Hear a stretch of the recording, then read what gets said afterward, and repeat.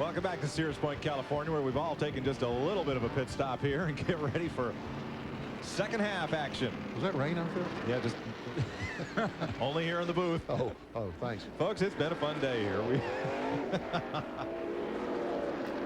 Let's show you again what brought out this lengthy caution flag. Ray Daniels, truck number 34, out of Colorado Springs, the Carnes Racing Chevrolet. Turn 10. That has eaten up many a race car and now a race truck. That's a tough place there. You're going awful fast, and if you get out there, he hit that parallel, that tire wall, and instead of reflecting or deflecting it away, it turned into it, and it got up on top and it started rolling. I've hardly ever seen a car hit a tire wall or a truck and not get sucked into it, because those tires compress and they do tend to save the truck, but it's kind of hard to bounce off one of those and go. Now, of course, if the tires weren't there, the impact would have been far more severe. So the tire wall is definitely a good thing. I think the answer and what's coming are the foam block walls like we had at Flemington, New Jersey for the truck race there. As we watch from Mike Bliss's Ultra Wheels number 2. Ahead to Mike Chase, the diehard number 1. The foam walls did a great job of minimizing crash damage to the trucks involved and minimizing cleanup time. Little styrofoam just blew away, and because the trucks didn't hit a cement or a steel wall hard, there wasn't any debris from broken radiators or oil coolers to clean up. So it's a coming thing. Well, I went over there in testing early in the spring. I had a similar accident exactly where that truck just went through, bounced in there and went to pick up. It took us about an hour to pick up all the pieces of my car, and we drug it all back over to the Glory shop on the other side and came back with 2 too many fire extinguishers and 3 or 4 too many tail lights. There was a lot of stuff that didn't belong to me that was in there. Everybody's been out there. It'll be a single file restart. You see them lining up. They'll look for a green perhaps this time. Ralph? Mike, let's tell you a little bit about what happened to Butch Miller and how he got adjusted to the transmissions here at Sears Point. He wasn't able to come out with the truck and test, but he was able to come out with a variation of an ASA car, which he has won numerous championships in, and ran transmissions up and around Sears Point as many laps as he could to figure out this racetrack and what type of gear ratios he had. We also wanted to tell you about Bill Sedgwick, who had a problem with his truck when he went off of the racetrack. He had problems tearing up the mufflers. They brought it in, put it up on jack stands, got the mufflers fixed, so we get set to go back to green. Green flag waves to begin lap 21. Ron Hornaday leads Wally Dallenbach up the hill, and Dave Resendiz did not get a good start. There's a gaggle of trucks right there on Resendiz as they swarm up toward 3. Tony Butler wasted no time taking advantage of Resendez's slow start. Tony finished 6th at the halfway. He took 5th right there from Resendez. You can see it's back traffic up pretty heavily. Whoa, 3 wide. That won't work. It will not, and it's Joe Rutman again. Well, that might not hurt him too much. If he can get that thing in gear and get going, he's going to drop back, obviously. But he was in the right place, believe it or not. He made a good move and stuck the truck right up in there where he belonged, but got turned around from his tight proximity there. Boy, I tell you, it hasn't been Joe's day, has it? No, it hasn't. We'll show that to you again as we continue under green. Joe is the black truck. See, that was coming out of 2. They set that up real well, but there's just not room for 3 trucks right there. And, you know, Walker had nowhere to go. He gets in the back of Joe's truck and turns him right around. When Sedgwick got under Walker, Walker didn't know he was there. Then Sedgwick bumps Walker, and then Walker gets into Joe. Joe's on the outside. He's the guy that's going to spin. And it put him all the way to the rear of the field. There's Rutman, none the worse for wear. He has really lost a lot of ground. He's always a cool, calm guy. Look at that lost smoke, but I could imagine the adrenaline's flowing a little extra heavily right now. He's probably just a little bit ticked. And think point race. Yeah. Mike Skinner up toward the front of the field. Tough break for Joe Rutman. Yeah, that hurts Joe on the points. It's a shame, too. He's done such a good job this year with this stuff. Leaders to turn 11, and here Dallenbach on the outside of Ron Hornaday. He has the lead, but who will get out of the corner first? Hornaday. Boy, it's not over yet, though. Side by side, headed toward turn 1. They're going to have to give it up when they get down one. Wally in the line. Wally made a great move right there. Yeah, he really picked up some momentum until he was able to take the position. That's white knuckle racing. Boy, you got to have a lot of confidence in your fellow driver to stick it on the outside of turn 1, because if that doesn't work, it's a catastrophe. I'll tell you what. Good hard racing between those 2. Joe Rutman's picked up 2 spots from the back of the field as Hornaday looked for a little room inside there at 3. And now he trails Dallenbach up over the ripple strip. And Skinner is right there as well, and Legacy is not far behind. Great road racing move. Like I said, that was set up in turn 10. That thing, Wally went to the outside of turn 10, got the outside line, and it didn't get decided until turn 1. But it was a good setup. A lot of thought went into that, and here he comes back right now. Hornaday not giving up. This is going toward turn 7. And Hornaday's got the lead back at 7.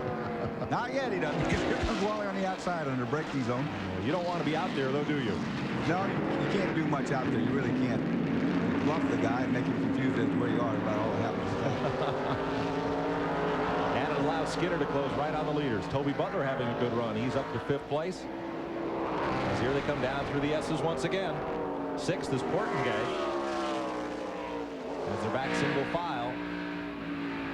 And Portengay's got his hands full with Rick Corelli, Dave Rezendes, Butch Miller, and Bill Sedgwick, the running order.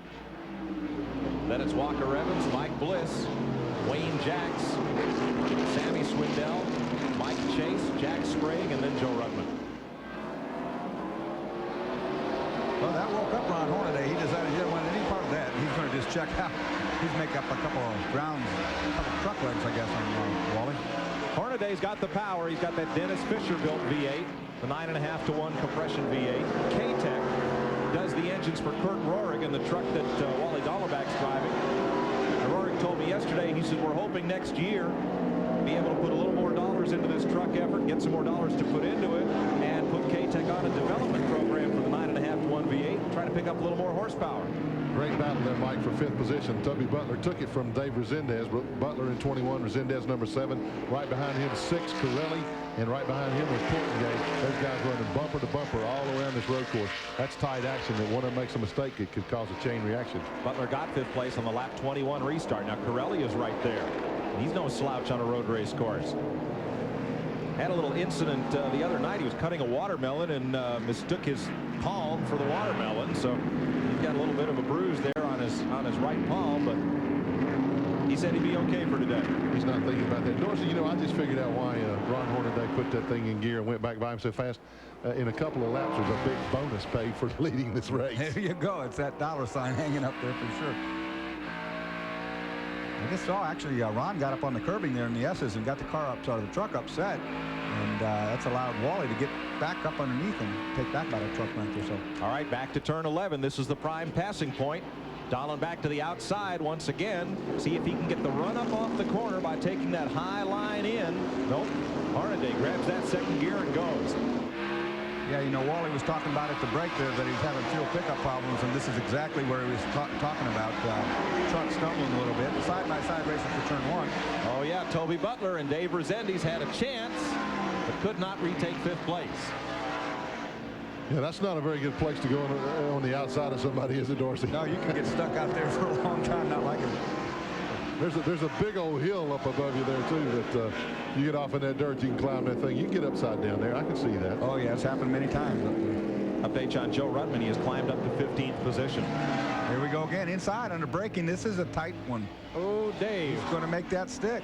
Man. And they bump. Yeah, a little bump right there. You see the dent in the door. And here comes Corelli. Once that door is open, Rick Corelli goes right on through it, and Toby Butler will drop from 5th to 7th. Now here comes the coffee critic Chevy for Portengay, number 83. It's right into the battle. He's got back in line. Toby wasted no time once he knew he was hung out there. Once Corelli got by him, boy, he pulled it back down, got in line in a hurry. Bill Sedgwick trying to come back up through. He's done a little agricultural racing today as well. That was a great pass. That turn 5 has got it's reverse camber. In other words, instead of having banking helping the truck, it's banked the other way, and the truck wants to fall off the road. So to get a pass made down there is a pretty stout order to do. Yeah, I almost fell out of the pace car there earlier on in this race. Back to turn 11. The leaders come once again as you look at Toby Butler down through the S's. And here are the leaders. Dolleback closes on Hornaday right in the middle of the corner, but I tell you, when Hornaday puts the pedal down in that Papa John Chevrolet, that thing, and so we got a caution again now. And full. oil in turn 1 is the reason for the caution flag, and that will deny Hornaday the lap leader bonus for that 5th consecutive green flag lap. So this will be a full course caution. The pace truck will pick the field up at turn 6. Take a second to say hello to Jackie Clapp. Ken Clapp is NASCAR's VP of Western Operations. Jackie, usually here at the races, but under the weather and convalescing, home watching the show. Hope you're back with us soon at the racetracks.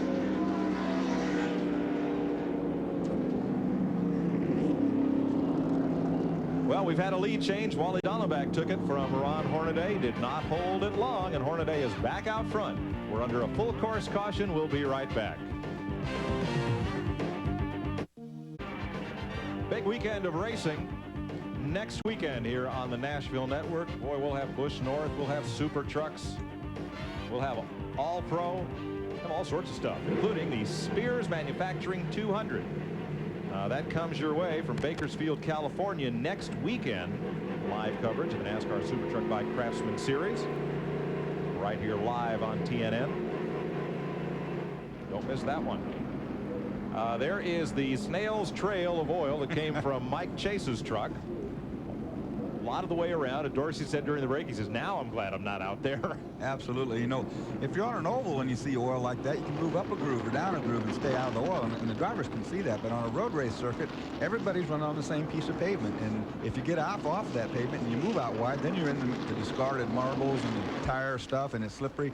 So you end up having to drive right through that, and it's a driver's worst nightmare is to have. It looks like the whole racetrack full of oil right now. Yeah, that's a rather unique system they have for putting out that oil, but there is one big patch, and they're putting it right over the patch of oil that was there, the stream of oil, and then using the spreader there to spread it out. This guy's planting grass seed. Or feeding the chickens. By the way, that race from Bakersfield, California is next Sunday here on TNN. We'll also have All Pro action from Nashville the same day. Here's Ralph. Mike, apparently the person who's been dropping all of the oil on the racetrack is Mike Chase in the Die Hard truck. The crew is not sure at all where it is or where it's coming from. They brought him in, jacked up the right side, and they're taking a look under the truck right now. Jack Sprague is in as well, Budweiser number 25, and they're doing a little work on his truck. As far as Chase is concerned, they don't seem to have an idea as to where it's coming from, but it looks like, oh, now they're going to shut the motor off. Let me see if we can get over here, man. We can get a word with Mike real quick. Mike, any idea where the oil might be coming from? Well, we got underneath Sammy Swindell going to turn 7 up there really hard. I went dive down underneath him on the entry of getting in the turn there, and Sammy pulled down to block me. When he did, I had to get on the brakes really hard. And it looks like their crews tell me it bent the rear truck arms in the truck here. The Die Hard Chevrolet has been running great all day long, and we look like we had a good run going the second half there. But hey, we'll be back next weekend with the Die Hard Chevy, and we just hope all your fans will be there with us. Thanks, Ralph. Scoop Vessels and Daryl Gaducci own that truck. Daryl's Scoop's partner in both the off-road racing and the SuperTruck by Craftsman Series racing. And we have been calling that Scoop Vessels truck, and Daryl's mom wrote in and said, that's my boy's truck too. So, hi, Mom. Mom, I hope you were listening. We got that straightened out now just for you. Thank you. Keep those cards and letters, Mom. We do pay attention to what our viewers ask for. Well, could I interpret that explanation of the oil leak means that he doesn't know where it's leaking from? I don't think that he thought it was his truck, and in fact, whichever truck it was, if they were looking for more oil, they weren't going to find it because it's all on the racetrack. Right. And it's hard to hear those questions with the helmet on. That's right. I don't think it'll run a lot longer, whatever it is. We'll know real soon which truck that was. So while we take this break and watch for an exploding truck somewhere, we will be right back to Subway SuperTruck Saturday live on TNN.